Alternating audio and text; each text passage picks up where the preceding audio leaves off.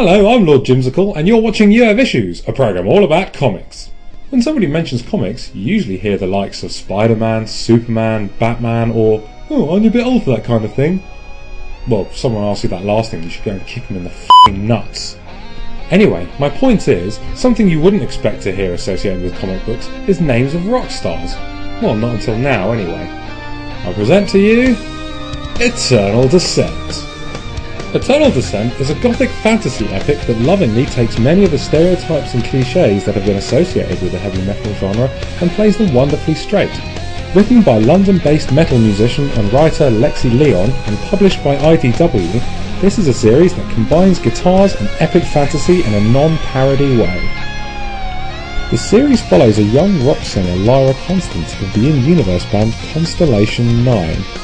Lyra is feeling a bit down on her luck before a gig, only to be unexpectedly drawn into a conflict between the angel Sirian, who resembles Sephiroth if he were a music student, and the evil Loki, who is what Angus Young would look like if he took the night off from wearing the school uniform.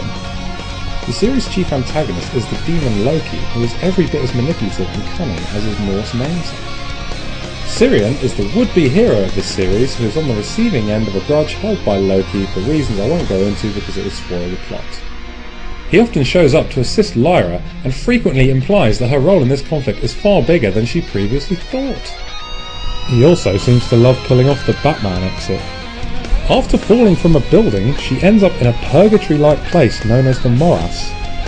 She doesn't stay all that long, however, as she's rescued from there by Sirian and brought to a church to be looked after by one of his allies, a priest named Father Richard.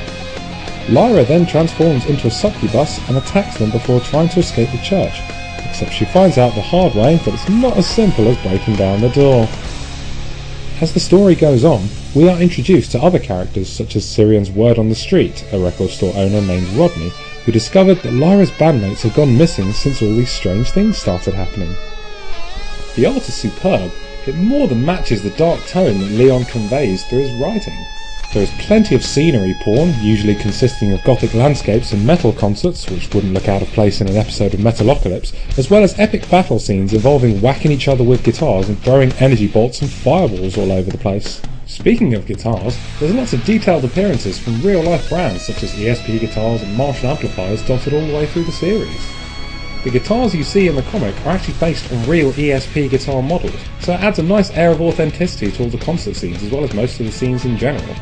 Another unique feature about this series is that it contains guest appearances from real metal musicians. Fans of said musicians will especially appreciate the lyrics of their songs being sprawled across the pages of the comic and used as plot devices. The band God Forbid appear in issue 2 as the support act for Lyra's band Constellation 9. They are the first band to be possessed by Loki as part of his plan to draw out Lyra and Sirian. In issue 3, Lyra and Sirian are helped by heavy metal band Firewind, and Gus G is given an excuse to kick some ass with a flaming guitar. Why the f*** not? My favourite appearance has got to be from Wayne Static in issue 4, because he appears as an antagonist battling our heroes with the great power of static electricity. Well, it doesn't really last too long, because he gets his ass handed to him by Lyra pretty bloody quickly. Dan Jacobs and Travis Miguel of the band Atreyu show up in issue 5, just getting caught up in the fray and just making the most of it and using the situation to their advantage.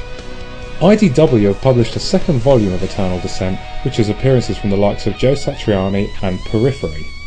I've only read 2 issues of volume 2, so I'm not covering much of it here, and it's on its 4th issue at the moment, so I'll wait until the arc is finished before reviewing that one, but so far it's just as good as volume 1. Whether or not you're a fan of any of the bands that appear in this series, it's still a really good read that has dark humour, suspense, brilliant action scenes and witty dialogue. I'd highly recommend it. Thank you for watching today's episode of You Have Issues. I'm Lord Jimsicle, and now I present to you last week's Fill in the Blanks entries.